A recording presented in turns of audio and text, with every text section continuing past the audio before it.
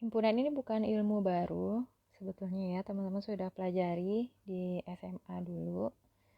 Kita di sini hanya merefresh saja ya, karena di dalam ilmu komputer atau informatika kita mengurusi objek-objek diskrit ya. Di dalam komputer itu objek-objek diskrit ini merupakan data masukan untuk program. Komputer diprogram untuk menyimpan, mengolah, dan memanipulasi objek-objek diskrit. Di dalam kehidupan sehari-hari, contohnya mahasiswa, misalnya nilai ujian, itu adalah contoh-contoh objek diskrit. Nah, semua elemen yang berbeda atau elemen-elemen yang tidak bersambungan itu disebut dengan objek diskrit. Nah, sekumpulan objek diskrit itulah yang disebut dengan himpunan, atau kalau kita definisikan, himpunan itu adalah kumpulan objek-objek yang berbeda. Objek di dalam himpunan itu disebut elemen atau unsur atau anggota. Contohnya semua mahasiswa tingkat 2 komputasi statistik. Itu adalah contoh sebuah himpunan ya. Di dalamnya berisi anggota berupa mahasiswa, di mana tiap mahasiswa berbeda satu dengan yang lain. Nah, kita akan masuk dulu ke beberapa dasar-dasar teori himpunan ya. Ini refresh saja, review ulang, karena sebetulnya teman-teman udah paham mengenai konsep-konsep ini. Yang pertama mengenai cara penyajian himpunan. Ada yang pertama, cara untuk menyajikan himpunan itu dengan cara enumerasi. Artinya jika sebuah himpunan terbatas dan tidak terlalu besar, kita bisa menyajikan himpunan itu dengan menuliskan semua elemen himpunan yang bersangkutan di antara dua buah tanda kurung kurawal. Nah, ini ya, seperti ini, kurung kurawal. Biasanya simbol dari himpunan itu diberi nama dengan huruf kapital. Di sini perhatikan, ini contoh-contohnya ya. Himpunannya diberi dengan nama huruf kapital. Bisa juga sebetulnya dengan menggunakan simbol-simbol lainnya, tapi biasanya yang digunakan adalah huruf kapital. Nah, contohnya himpunan 4 bilangan asli pertama. Itu ada 1, 2, 3, 4. Himpunan 5 bilangan genap positif pertama. Ada 2, 4, 6, 8, 10. Seperti itu ya. Nah, yang perlu diperhatikan adalah penulisan anggotanya itu tidak boleh berulang ya. Di sini kalau misalkan ada anggota yang berulang itu lain lagi, nanti kita bahas di belakang, itu namanya himpunan ganda ya. Di sini kalau tidak disebutkan maka kita anggap itu himpunan yang tidak berulang anggotanya. Nah, meskipun himpunan itu biasanya digunakan untuk mengelompokkan objek yang mempunyai sifat mirip, tapi dari definisi himpunan yang tadi ya, yang menyebutkan bahwa itu adalah kumpulan objek-objek yang berbeda, artinya bisa saja elemen-elemen di dalam himpunan itu tidak berhubungan satu sama lain. Contoh misal isinya kucing, A, Amir, 10, paku. Ini contoh yang ketiga ini ya. Ini tidak ada hubungan sama sekali, tidak ada kesamaan jenisnya, itu bisa saja, sah-sah saja. Nah, kalau misalkan himpunan dengan jumlah anggota yang besar atau tak terhingga ya, tapi dia memiliki pola-pola tertentu, itu bisa kita tambahkan titik-titik 3 seperti ini, itu disebut dengan elipsis. Itu menunjukkan dan seterusnya, seperti itu ya. Berikutnya, keanggotaan dalam himpunan itu untuk menuliskan suatu elemen atau objek itu merupakan anggota atau bukan anggota dari suatu himpunan, kita bisa menggunakan simbol E ini, atau kita baca dengan elemen. Jadi ini kita baca X elemen dari A, atau X merupakan anggota himpunan A. Kemudian kita menggunakan simbol ini ya, E coret ini, untuk menunjukkan kalau X itu bukan anggota himpunan A. Contohnya ini ada himpunan A dengan 1, 2, 3, 4 anggotanya. Kemudian ada himpunan R, anggotanya A, B, himpunan ABC, himpunan AC. Nah, di sini 3 merupakan anggota dari A, betul ya. C bukan anggota dari R. Ya, karena tidak ada di sini ya. Yang ini maksudnya ini himpunan AC ya, bukan C. Jadi dia kalau C sendiri bukan anggota dari A. Seperti itu. Berikutnya simbol-simbol baku. Ini kita bisa juga menyajikan himpunan itu dengan simbol-simbol P, N. Ini untuk beberapa himpunan yang sudah baku gitu ya, sudah didefinisikan memang P ini untuk menunjukkan himpunan bilangan bulat positif seperti itu. N itu menunjukkan himpunan bilangan alami atau natural. Z itu untuk himpunan bilangan bulat, dan seterusnya sampai himpunan bilangan kompleks. Jadi ada beberapa himpunan tertentu yang sudah istilahnya sudah dipatenkan penulisannya seperti itu. Perhatikan di sini dia selain kapital juga ditulis bold ya, dicetak tebal. Kemudian kita bisa juga menyajikan himpunan dengan notasi ya, dengan cara menuliskan syarat yang harus dipenuhi oleh anggotanya. Jadi menuliskannya adalah dengan kurung kurawal, kemudian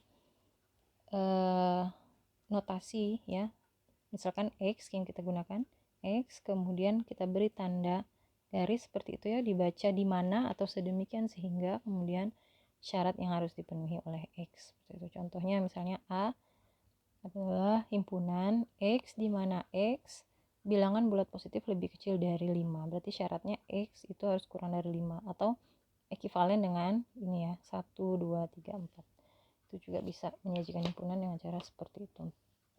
Lalu bisa juga kita menyajikan dengan diagram Venn. Nah, ini sudah familiar lah ya teman-teman dengan diagram Venn ini.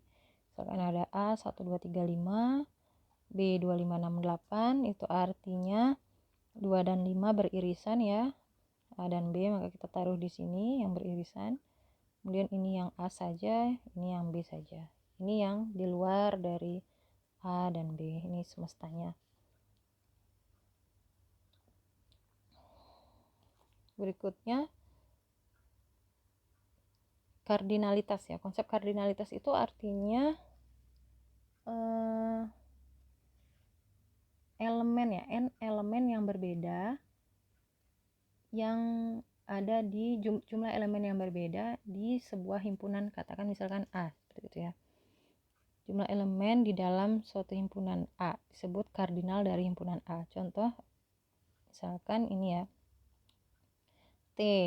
Dari himpunan T anggotanya kucing, A, Amir, 10, paku. Maka kardinal T sama dengan 5. Kita menggunakan notasinya seperti ini, seperti mutlak gitu ya, atau N. Kita bisa menggunakan N T sama dengan 5. Itu kardinal, jumlah elemen di dalam A. Himpunan yang tidak berhingga itu mempunyai kardinal yang tidak berhingga pula. Jadi misalnya kalau himpunannya tidak berhingga, teman-teman bisa menuliskan misalkan bilangan real ya tadi. Bilangan real itu anggotanya, kardinalnya tak terhingga. Gitu. Kemudian ada istilah himpunan kosong. Kalau himpunan kosong itu himpunan dengan kardinal sama dengan 0, artinya tidak ada anggotanya ya, tidak ada anggotanya. Notasinya bisa ditulis dengan seperti ini, 0 coret atau kurung kurawal kosong. Sedangkan himpunan kosong gitu ya, himpunan kosong itu bukan merupakan himpunan kosong karena di dalamnya ada satu elemen yaitu himpunan kosong. Jadi jangan terkecoh ya di sini ya mengenai penulisan himpunan kosong dengan himpunan kosong. Nah, kemudian ada istilah lagi himpunan bagian. Suatu himpunan misalkan A dikatakan himpunan bagian dari himpunan B jika dan hanya jika setiap elemen A merupakan elemen dari B. Artinya setiap elemen, semua elemennya ya, semua A itu berada di dalam B. Kita bisa menuliskannya dengan notasi seperti ini, himpunan bagian atau sama dengan. Nah tapi ada juga ya penulisannya itu tidak menggunakan sama dengan. Nah contohnya ini ya, ini A himpunan bagian sama dengan B itu berbeda dengan A himpunan bagian dari B, tidak ada tanda sama dengannya. Tanda sama dengan itu digunakan untuk menyatakan bahwa A itu selain subset dari B, dia mungkin juga sama dengan B, gitu ya. Sama dengan B. Nah, apa itu himpunan yang sama?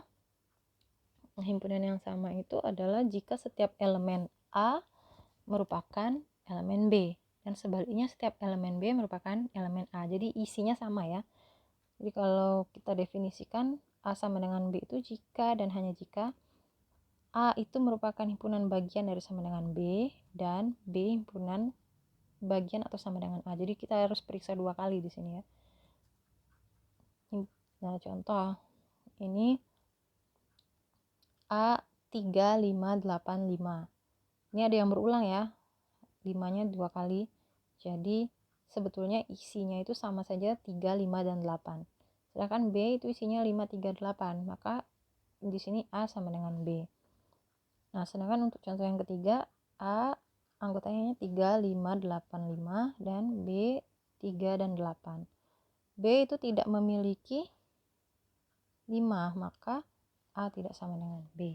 Seperti itu ya. Jadi kalau himpunan bagian tadi, kalau dia himpunan bagian saja, itu kita gunakan simbol seperti ini. Tapi kalau dia selain himpunan bagian, dia juga sama dengan, maka simbolnya seperti ini.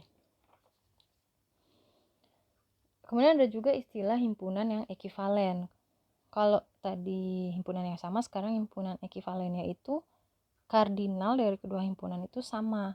Jadi jumlah elemennya sama, jumlah anggotanya sama ya, walaupun isinya berbeda. Contohnya seperti ini, A dan B, maka ini disebut dengan himpunan yang ekivalen. Kemudian ada istilah himpunan saling lepas. Himpunan saling lepas itu kalau keduanya tidak memiliki elemen yang sama. Notasinya adalah seperti ini.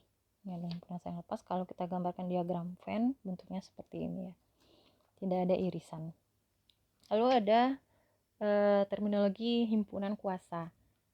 Nah, ini banyak ditemui dalam literatur ilmu komputer ya. Himpunan kuasa itu adalah suatu himpunan yang mengandung semua himpunan bagian dari himpunan yang dimaksud.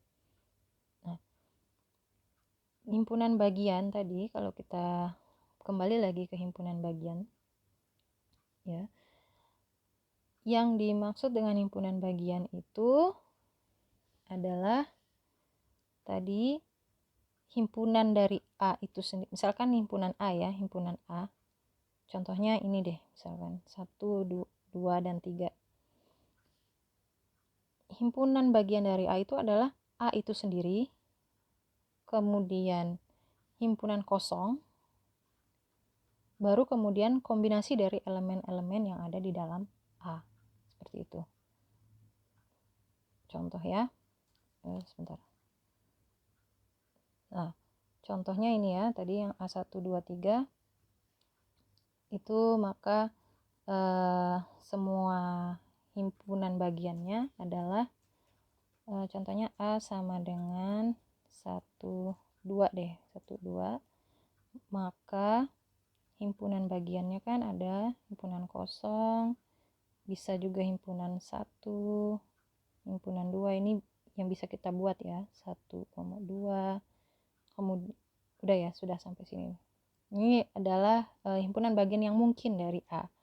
Nah, kalau semua himpunan bagian ini kita satukan ke dalam menjadi suatu himpunan sendiri, misalkan katakanlah B, nah maka B ini disebut dengan power set dari A. Itu. Atau power set itu biasa kita buat simbolnya PA, seperti itu ya. Atau 2 pangkat A. Itu menunjukkan semua kombinasi dari himpunan bagian A yang kita satukan ke dalam suatu himpunan. Nah, kalau di dalam konsep himpunan bagian sebetulnya ada istilah improper subset dan proper subset ya. Improper subset itu adalah himpunan kosong dan A itu sendiri. Itu disebut dengan improper subset. Sedangkan kalau kombinasi dari elemen-elemen A itu disebut dengan proper subset. Jadi ini adalah improper subset, ini improper subset, yang ini adalah proper subset atau subset yang sebenarnya, gitu ya.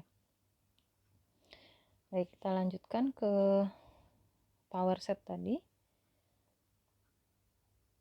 Nah, jadi ini ya, berapa banyaknya anggota yang mungkin dibuat dari sembarang himpunan A, misalkan ya, berapa anggota dari power set A itu adalah sebanyak power set A itu anggotanya atau kardinalnya ya sebanyak 2 pangkat N. Kalau misalkan contohnya adalah himpunan kosong itu kan himpunan kosong kan anggotanya 0 ya, N sama dengan 0, maka 2 pangkat N adalah 1, maka anggotanya ada 1 power setnya, yaitu himpunan kosong. Bagaimana dengan himpunan kosong? Himpunan kosong isinya kan ada 1, yaitu himpunan kosong tadi. Jadi anggotanya ada 2 pangkat 1 alias 2. Apa saja anggotanya? Anggotanya adalah himpunan kosong itu sendiri dan himpunan kosong.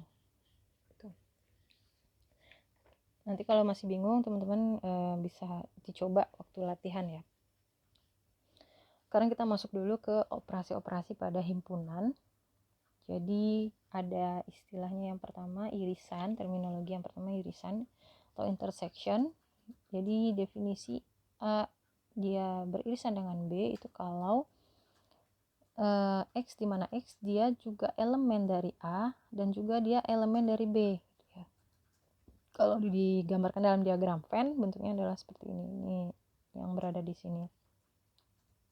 Kemudian kalau gabungan itu definisinya dia adalah elemen A atau dia adalah elemen B si X itu. Kalau digambarkan mencakup semua ini ya di diagram Venn. Berikutnya ada istilahnya komplement atau bukan A itu ya, not A. Jadi X di mana X dia masih elemen dari universe ya, tapi dia bukan elemen dari A. Jadi selain A itu yang disebut dengan komplement. Kemudian ada istilahnya selisih atau difference. Selisih atau difference itu misalkan di sini ada 2 buah himpunan A dan B, maka A dikurang B itu adalah ini A saja yang tidak masuk ke dalam B ini ya. Jadi yang di area sini disebut dengan selisih atau difference. Lalu ada beda setangkup. Beda setangkup itu kita notasikan dengan ini ya, tanda tambah diberi bulat itu dibaca XOR. A XOR B itu merupakan A gabungan B tapi tidak mencakup A irisan B. Jadi A gabungan B diselisih atau dikurangi dengan A irisan B. Jadi kalau digambarkan dengan diagram Venn di area sini yang dimaksud dengan beda setangkup. Kemudian ada lagi operasi pada himpunan yaitu perkalian kartesian. Perkalian kartesian ini notasinya kali ya, A kali B. Jadi misalkan ada suatu himpunan C yang anggotanya 1, 2, 3 dan D itu anggotanya A, B, maka perkalian kartesian dari kedua himpunan ini akan menghasilkan kombinasi dari keseluruhan elemen dalam dua himpunan ini. Jadi misalnya 1 dengan A ini hasilnya, kemudian 1 dengan B ini hasilnya, lalu 2 dengan A, terus 2 dengan B ya. Terakhir 3 dengan A, 3 dengan B. Maka ini hasil dari C dikali D. Seperti itu. Nah, jika A dan B merupakan himpunan berhingga, maka kardinal dari A kali B itu sama dengan kardinal A dikali kardinal B. Itu ya. A, B itu tidak sama dengan B, A. Kemudian berlaku juga A kali B itu tidak sama dengan B kali A, dengan syarat A atau B tidak kosong. Jika misalkan salah satu dari yang di himpunan yang dikalikan, dioperasikan ke perkalian kartesian itu adalah himpunan kosong, maka hasilnya adalah himpunan kosong. Sama seperti operasi aljabar biasa ya, bila dikali dengan 0 maka hasilnya 0. Nah, kalau misalkan operasi himpunan itu melibatkan banyak himpunan ya, lebih dari 2 himpunan, katakanlah contohnya sampai dengan n, maka kita bisa menuliskan operasinya itu dengan cara dirampatkan. Dirampatkan seperti kalau misalnya kalau di operasi aljabar itu tambah ya. Misalkan x1 tambah x2 tambah dan seterusnya sampai dengan x ke n, itu kan kita akan rampatkan menjadi sigma. Seperti itu ya, I sama dengan 1 sampai N. Nah, kalau ini juga bisa untuk operasi himpunan kita rampatkan ya. Kita rampatkan kalau irisan itu dengan simbol seperti ini. I sama dengan 1 sampai dengan N. Irisan A ke I. Kalau gabungan kita bisa rampatkan dengan simbol seperti ini. Kemudian dengan kalau perkalian kartesian kita bisa rampatkan juga dengan simbol seperti ini. Demikian juga dengan tadi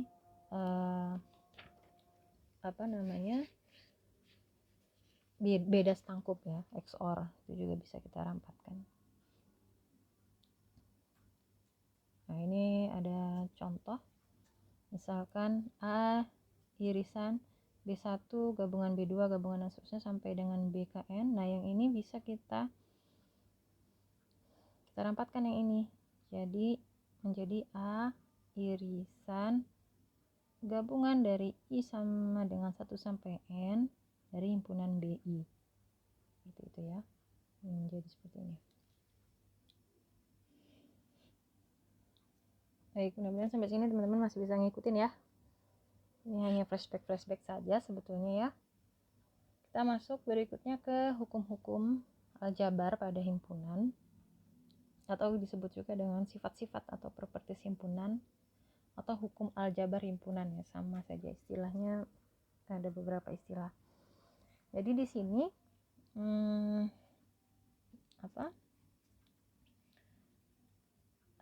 terdapat beberapa sifat yang berlaku pada operasi antara dua himpunan atau lebih ya. Tabel di bawah ini menunjukkan sebetulnya ada banyak ya operasi hukum-hukum aljabar pada himpunan itu, tapi kita bahas di sini 11 buah hukum yang penting saja yang sering dipakai. Seperti itu. Contohnya ini adalah hukum identitas. Artinya suatu himpunan itu digabung dengan himpunan kosong, maka hasilnya dirinya sendiri. Kalau dia diiris dengan universal, maka hasilnya juga diri sendiri. Hukum identitas itu operasi pada himpunan yang menghasilkan dirinya sendiri ya, yaitu kalau digabung dengan himpunan kosong atau diiris dengan universal. Kemudian hukum nol atau dominasi, yaitu kebalikan dari ini ya. Di sini perhatikan simbolnya berubah dari gabungan menjadi irisan. Kalau A diiris dengan 0 maka hasilnya 0 juga. Ini kebalikannya, A digabung dengan universal maka hasilnya universal. Ini disebut dengan hukum nol atau dominasi. Kemudian ada hukum komplement. A kalau digabung dengan komplemennya itu menjadi universal. A diiris dengan komplemennya itu menjadi himpunan kosong. Lalu ada hukum idempoten. A kalau digabung dengan A itu menjadi A juga. A diiris dengan A itu menjadi A juga. Itu disebut hukum idempoten. Kemudian ada hukum involusi, yaitu komplement dari komplemen A itu balik lagi ke A ya. Lalu ada hukum penyerapan atau absorpsi. A gabungan A dan B itu sama dengan A. A irisan A gabungan B itu juga sama dengan A. Nah, ini Gimana kok bisa ketemunya seperti ini? Nanti teman-teman silakan dibuktikan sendiri ya, dicari pembuktiannya ini, hukum penyerapan atau absorpsi ini. Kemudian hukum komutatif ini seperti pada penjumlahan ya, operasi penjumlahan. A digabung B itu sama saja dengan B digabung A. Bisa ditukar ya posisinya. Kemudian A irisan B itu sama saja dengan B irisan A. Lalu ada hukum asosiatif. Hukum asosiatif ini seperti perkalian. A gabungan B gabungan C itu sama saja dengan A gabungan B yang luarnya dulu ya, dan gabungan C. Kita kerjakan yang ini dulu atau yang sebelah kiri dulu atau sebelah kanan dulu, jadi hasilnya akan sama saja. Kemudian hukum distributif ini juga sama seperti perkalian.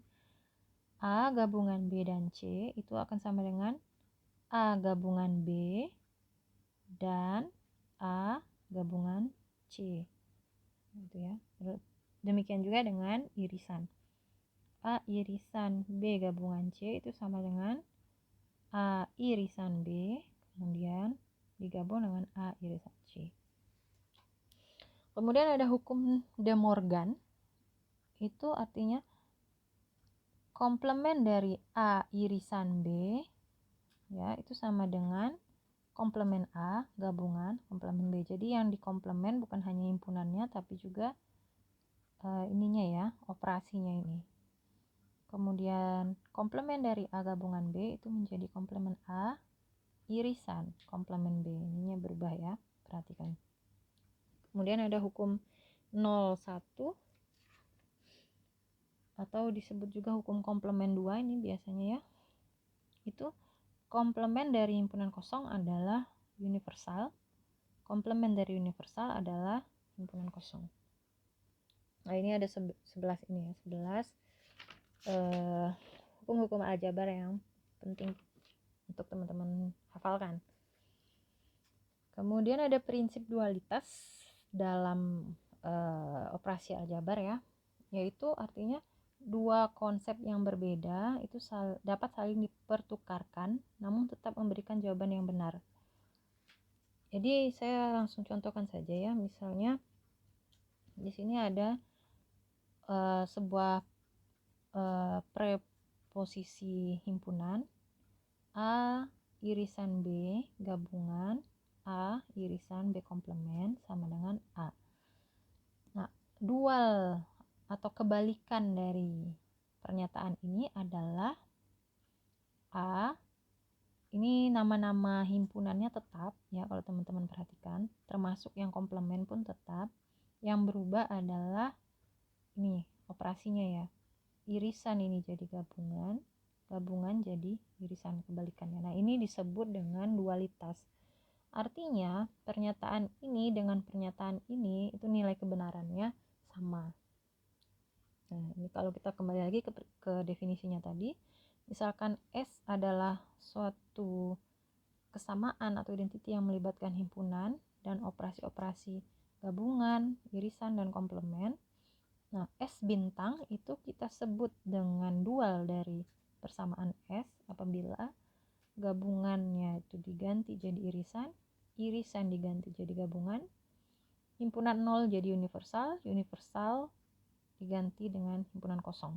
Jadi ini yang diganti ya, yang komplement dan nama-nama himpunannya tetap seperti itu.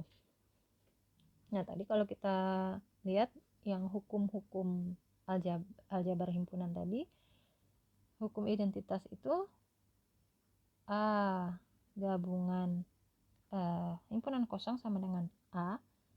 Nah, ini kan dualnya saja sebetulnya. Dualnya ini gabungan menjadi irisan, kemudian himpunan kosong menjadi universal sama dengan A. Ini dua-duanya adalah hukum identitas. Ya, jadi ini sebenarnya pernyataan yang kedua ini adalah kebalikan dari pernyataan yang pertama. Kemudian demikian seterusnya hukum-hukum yang lain itu sebetulnya dualnya. Ini contoh idempoten A gabungan A sama dengan A, untuk dualnya A irisan A sama dengan A. Ini dua pernyataan ini sama nilai kebenarannya. Itu. Berikutnya ada prinsip prinsip inklusi eksklusi di dalam himpunan itu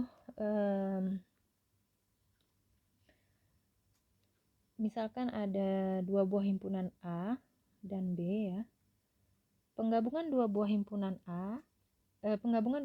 tersebut itu kan akan menghasilkan himpunan baru ya. Himpunan baru, misalkan ini himpunan A, kemudian ini himpunan B.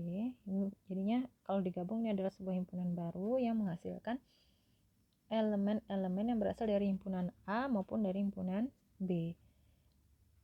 Himpunan A dan himpunan B itu kan mungkin saja memiliki elemen-elemen yang sama. Ini ya, ada yang beririsan di sini.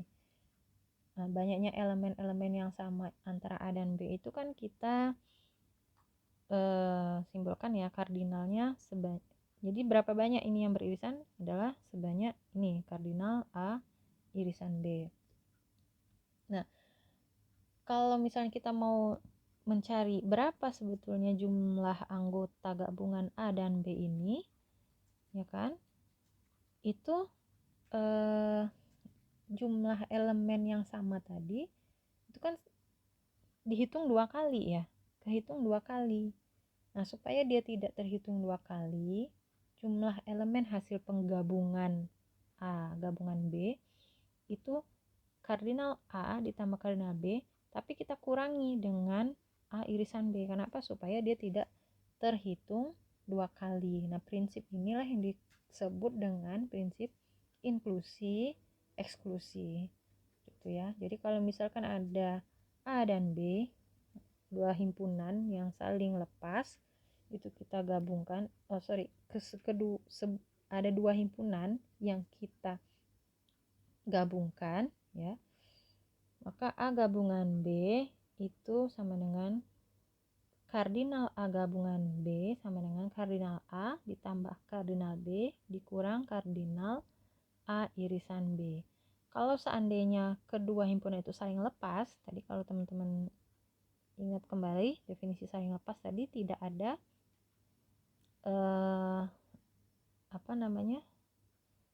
tidak ada yang sama ini ya anggotanya. Jadi artinya tidak ada yang beririsan, maka kardinal A dan B-nya adalah sama dengan 0.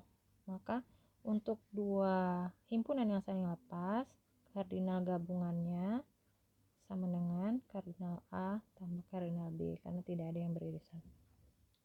Dengan cara yang sama, kita juga dapat menghitung hasil operasi beda setangkup ya.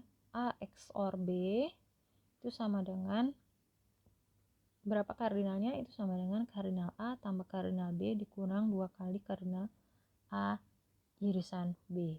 Nah, ini kalau dua himpunan. Bagaimana dengan 3 himpunan? Kalau 3 himpunan, maka rumusnya menjadi seperti ini. A gabungan B gabungan C, kardinalnya adalah kardinal A tambah kardinal B tambah kardinal C dikurang kardinal A dan B dikurang kardinal A dan C dikurang kardinal B dan C ditambah kardinal A irisan B irisan C. Nah, ini rumus umumnya. Kenapa bisa dapat di sini ditambah, di sini dikurang, kemudian di sini ditambah lagi? Sebetulnya berlaku rumus umumnya adalah seperti ini ya. Kalau misalnya ada A1, A2 dan seterusnya sampai dengan R himpunan yang mau digabungkan, itu adalah sigma dari atau penjumlahan dari kardinal masing-masing himpunan dikurang irisan 2 himpunan ditambah 3 himpunan dan seterusnya ya, berganti-ganti plus minus sampai yang terakhir itu A1, A2, A3 dan seterusnya sampai A ke R gitu ya. Jadi plus minusnya ini berubah tergantung dari berapa jumlah himpunannya. Rumus umumnya adalah min 1 pangkat R min 1 yang disebut dengan prinsip inklusi eksklusi. Untuk lebih memahami, coba teman-teman kalau misalkan 4 himpunan, 5 atau 6 sampai dengan 10 himpunan, itu rumus inklusi eksklusinya jadi berapa. Dicoba menggunakan rumus umum ini. Berikutnya ada konsep partisi. Partisi dari sebuah himpunan A adalah sekumpulan himpunan bagian tidak kosong ya, tidak kosong dari A. Sedemikian sehingga kalau himpunan-himpunan bagiannya itu digabungkan kembali, itu menjadi A, balik lagi dia menjadi A. Nah, contoh misalnya ada himpunan A, anggotanya 1 sampai dengan 8, maka ini himpunan-himpunan bagiannya ada himpunan bagian dengan elemen 1, himpunan bagian dengan elemen 2, 3, 4, himpunan bagian dengan 7, 8, himpunan bagian dengan elemen 5, 6. Nah, semua himpunan bagian ini kalau digabung, dia balik lagi jadi A. Maka itu disebut dengan partisi dari A. Beda tadi dengan power set ya. Kalau power set, selain semua kombinasi dari elemen-elemen A, juga ada himpunan kosong dan A itu sendiri. Nah, ya seperti itu ya. Nah, ini tadi yang sempat saya singgung, ada istilahnya himpunan ganda. Himpunan ganda ini dimana elemennya boleh berulang, jadi tidak harus berbeda, atau disebut juga dengan multiset. Contohnya ini 1, 1, 1, 2, 2, 3 gitu ya. Bisa ini kan misalkan bisa saja contohnya dalam kehidupan sehari-hari, nama-nama mahasiswa ya, himpunan mahasiswa kelas 2 KS 2 misalkan. Ada nama yang berulang misalnya. Ani misalnya. Ada 2 orang namanya Ani. Berarti kan ya mau tidak mau itu boleh berulang. Nah, itu disebut dengan himpunan ganda, contoh dalam kehidupan sehari-hari. Nah, kalau tadi dalam himpunan yang biasa ya, yang elemennya berbeda, itu ada kardinal. Kalau dalam himpunan berganda ada istilahnya adalah multiplisitas. Multiplisitas itu adalah jumlah kemunculan elemen pada himpunan ganda. Jadi contohnya kalau ini tadi, maka 1 multiplisitasnya 3, 2 multiplisitasnya 2, 3 multiplisitasnya 1. Jadi frekuensi kemunculan itu yang disebut dengan multiplisitas. Contoh lagi di himpunan M, itu multiplisitas 0 kalau kita lihat ada 1, 2, 3, 4. Itu yang disebut dengan multiplisitas. Nah, himpunan yang bukan himpunan ganda ya, itu merupakan multiset atau himpunan ganda yang multiplisitas dari setiap elemennya adalah 0 atau 1 gitu ya. Karena dia hanya disebut 1 kali ya, atau malah tidak ada sama sekali misalkan dalam himpunan kosong. Jadi himpunan set itu adalah himpunan ganda dengan multiplisitas 0 atau 1. Bagaimana menghitung kardinalitas dari himpunan ganda? Kardinalitas dari suatu multiset itu didefinisikan sebagai kardinalitas himpunan padanannya atau ekivalen dengan mengasumsikan elemen-elemen di dalam multiset semuanya berbeda. Seperti itu. Nah, cara lain untuk menyatakan himpunan ganda itu juga bisa kita menggunakan multiplikasitasnya. Contohnya yang ini tadi ya. Contohnya yang ini bisa saja kita sajikan dalam bentuk 3 kali 1, 2 kali 2, 1 kali 3. Nah, ini bisa juga ya. Multiplisitas itu digunakan untuk menyajikan himpunan ganda. Nah, operasi pada himpunan ganda ini sedikit berbeda dengan operasi pada himpunan biasa.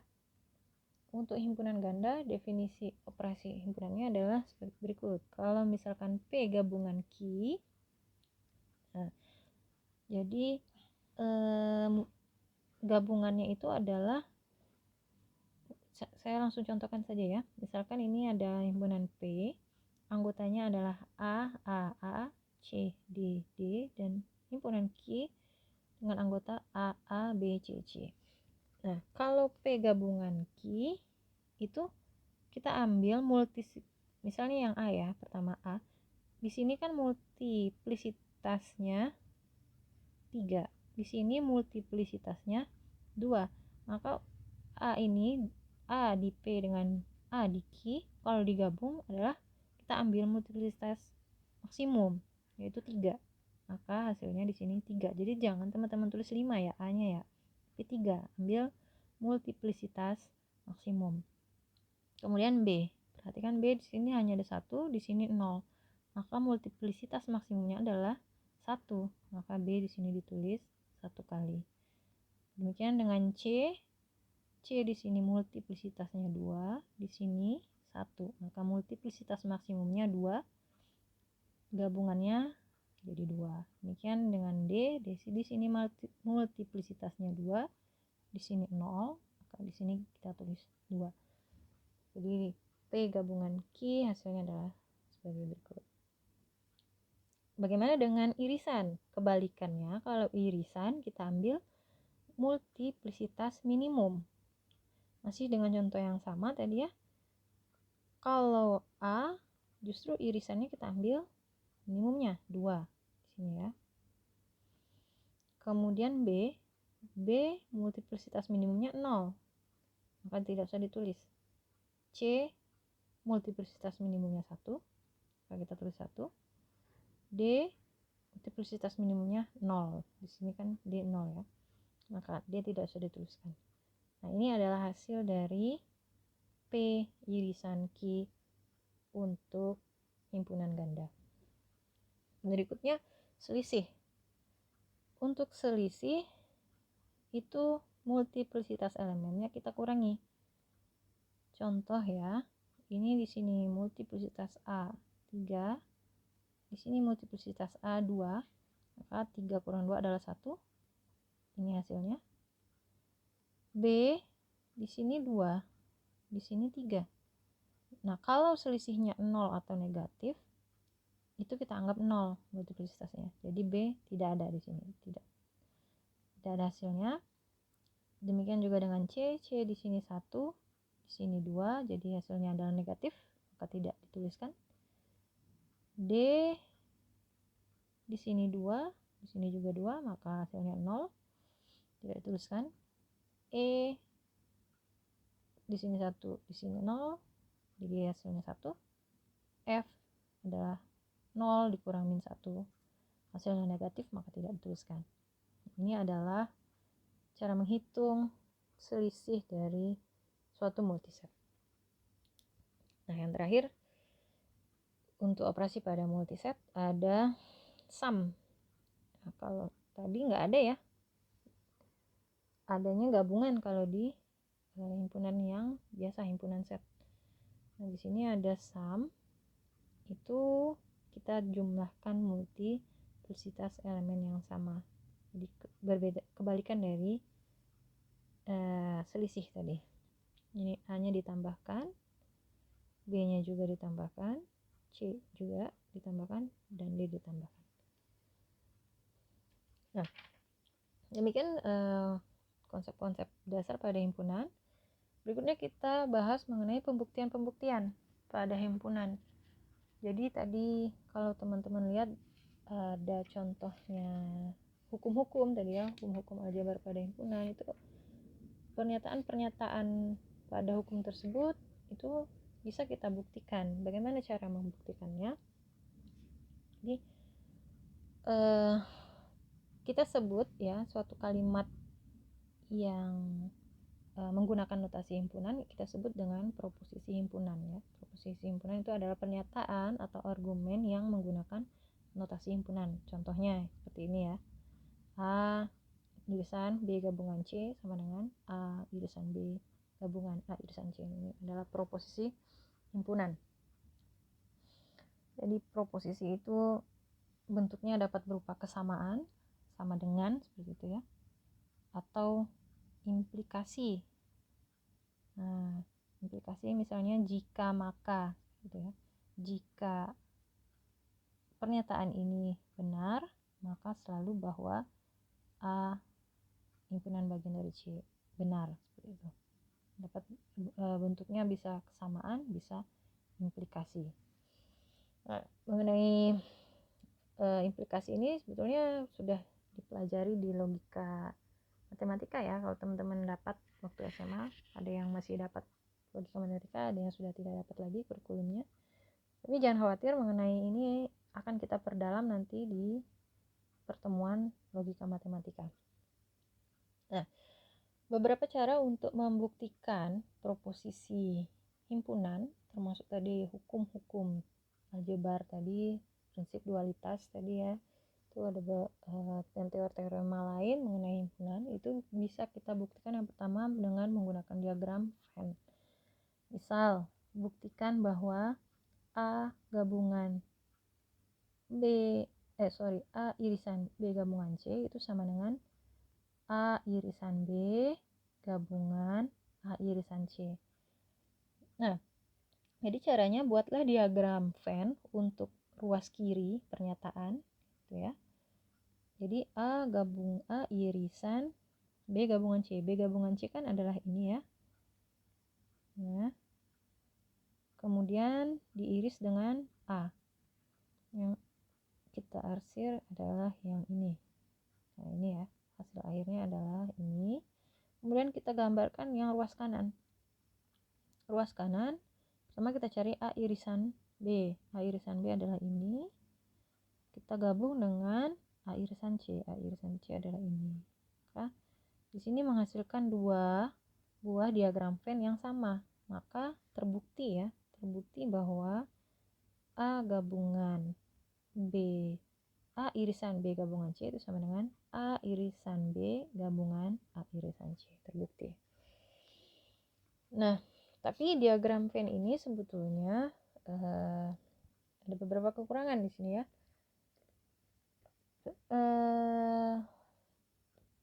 Diagram Venn ini hanya dapat digunakan jika himpunan yang digambarkan tidak banyak jumlahnya, itu yang pertama. Nah, kemudian metode ini tuh lebih dianggap mengilustrasikan ya, ketimbang membuktikan fakta. Jadi terkadang diagram Venn itu tidak dianggap sebagai metode yang valid untuk pembuktian secara formal. Tapi kalau misalkan kita mau mengilustrasikan dengan cepat, ya, membuktikan dengan cepat dan butuh diilustrasikan, maka diagram Venn ini adalah metode yang cocok untuk pembuktian. Nah, kemudian ada cara berikutnya, pembuktian dengan menggunakan tabel keanggotaan. Misalkan A, B, dan C adalah himpunan, buktikan bahwa A gabungan B, A irisan B gabungan C, yang tadi ya, sama pernyataan yang tadi. Kita buat beberapa kombinasi di sini ya. Kita menggunakan angka 1 dan 0. 1 itu menyatakan bahwa suatu elemen adalah anggota himpunan dari A atau B atau C itu. Kalau 0 berarti dia bukan himpunan. Jadi sama seperti menggunakan tabel kebenaran ini ya. Jadi A kita buat beberapa kombinasi di sini. Ini pertama 0 semua dan 1. Kemudian ada 0 0 1 1 0 0 1 1. Kemudian yang C 0 1 0 1 0 1 0 1 ini supaya semua kemungkinannya tercakup ya. Tercakup. Kemudian di sini kita ambil B gabungan C ya. B gabungan C, B 0 digabung dengan 0, 0, 0 digabung dengan 1, 1, 1 digabung dengan 0, 1, 1 digabung dengan 1, 1, dan seterusnya ya, 0, 0, 0, 0, 1, 1. Dan kalau berikutnya adalah A irisan B gabungan C, artinya hasil kolom yang ini diiris dengan yang ini, dengan A, berarti 0, 0, 0, 0, 1, 0 ya. Yang satu hanya 1 dan 1 ini, 1 dan 1. Nah, seperti dikali gitu ya. Kalau digabung tadi seperti ditambah gitu. Nah, berikutnya ya, ini untuk hasil yang ruas kiri sudah dapat ini. Kemudian kita coba yang ruas kanan, A irisan B ya. dapat ini hasilnya, kemudian A irisan C dapat ini hasilnya, baru digabung lagi dapat ini hasilnya. Kita lihat di sini bahwa sama ya, kolom ini dengan kolom yang ini sama, nilai keanggotaannya sama, maka terbukti bahwa pernyataan di ruas kiri itu sama dengan pernyataan atau proposisi di ruas kanan gitu ya. Itu cara membuktikan dengan tabel keanggotaan. Kemudian bisa kita gunakan aljabar himpunan untuk pembuktian ya, yang hukum-hukum tadi. Contoh ya, buktikan bahwa A irisan B gabungan A irisan komplemen B sama dengan A. Nah, bisa kita pertama pakai hukum distributif. Jadi ini sama saja pernyataan ini dengan A irisan B gabungan B komplemen. B dengan B komplemen ini kita bisa terapkan hukum komplemen menjadi universal ya. A irisan universal adalah hukum identitas, maka hasilnya A itu sendiri. Maka terbukti ya, ruas kiri ini sama dengan A. Seperti itu.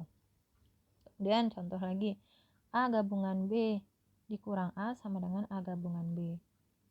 Nah, ini kita pertama bisa menggunakan operasi selisih.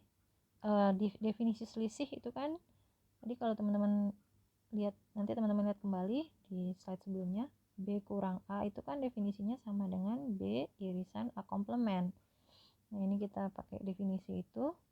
Kemudian kita terapkan hukum distributif. Ini menjadi A gabungan B irisan A gabungan A komplemen. Kemudian kita terapkan hukum komplemen, ini menjadi universal. Kemudian kita terapkan hukum identitas, ini menjadi dirinya sendiri. Maka ini terbukti ruas kiri sama dengan ruas kanan, maka pernyataan ini terbukti. Itu menggunakan aljabar himpunan. Nah, yang terakhir, pembuktian dengan menggunakan definisi. Ya, metode ini membuktikan pernyataan himpunan, tapi tidak berbentuk kesamaan, tapi yang tadi bentuknya itu adalah implikasi misalkan ya. Biasanya di dalam implikasi tersebut terdapat notasi himpunan bagian. Nah, kalau misalkan bentuk proposisinya adalah implikasi, kita bisa menggunakan definisi-definisi yang tadi di awal, dasar-dasar konsep teori himpunan, kita bisa gunakan untuk membuktikan pernyataan. Contohnya, ini ya, jika A irisan B sama dengan himpunan kosong, dan A bagian dari sama dengan atau sama dengan gabungan B dan C, maka A itu pasti himpunan bagian dari C. Nah, itu kita disuruh membuktikan. Jadi A dan B ini himpunan kosong ceritanya ya, tidak ada irisan. Kemudian ada B gabungan C. Nah, kalau A itu bagian dari atau sama dengan B, tapi A dan B itu sendiri tidak ada irisannya, maka pastilah A itu bagian dari C, bukan bagian dari B, karena dia tidak ada irisannya. Nah, itu. Jadi dari definisi himpunan bagian ya, kita gunakan P bagian dari Q itu jika dan hanya jika setiap X anggota P juga anggota Q. Artinya misalkan X itu anggota A, karena A itu bagian dari B gabungan C, maka dari definisi himpunan bagian itu artinya X elemen dari A tadi ya, itu juga elemen dari B gabungan C. Ya, sampai sini mudah-mudahan paham ya. X itu bagian dari B gabungan C. Tapi karena X elemen A tadi tidak beririsan dengan B, maka pastilah dia X itu bukan elemen dari B. Nah, ya kan?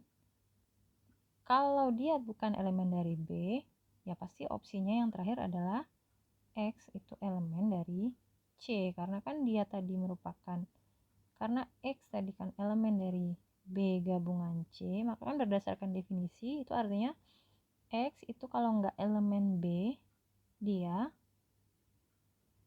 elemen C. Tapi karena dari pernyataan ini itu menggagalkan statement yang ini, maka pasti statement yang ini benar. Maka X anggota C itu artinya A itu himpunan bagian atau sama dengan C. Nah ini ya, maka dapat disimpulkan A bagian himpunan bagian atau sama dengan C. Demikian teori-teori dari himpunan. Berikut ada beberapa latihan yang bisa teman-teman kerjakan. Ya, di sini ada 12 soal seperti yang saya sampaikan sebelumnya. Teman-teman minimal mengerjakan 50% dari latihan ini untuk diresponsi ya, minimal 6. Tapi ini gampang-gampang soalnya, mudah-mudahan bisa dikerjakan lebih dari 6. Nah, untuk pembahasannya akan saya upload nanti setelah perkuliahan.